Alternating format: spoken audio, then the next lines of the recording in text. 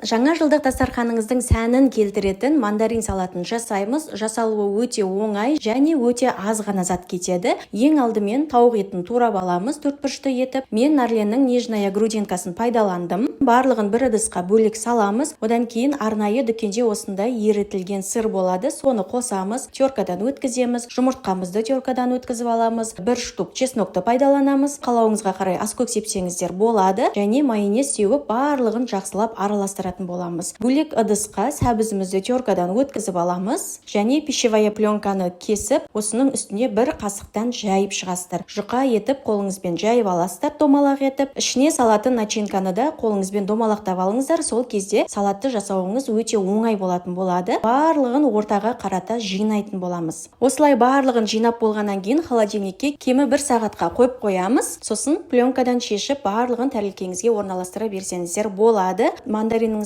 одан сайын әдемі көрік беру үшін мен петрушканы пайдаландым. Осылай пышақтың көмегімен ортасына қарата орналастырып шығатын боласыздар. Жасап көріңіздер, сіздерге жаңа жылдық идея. Видеоны жоғалтып алмас үшін міндетті түрде сақтап алуды ұмытпаңыз.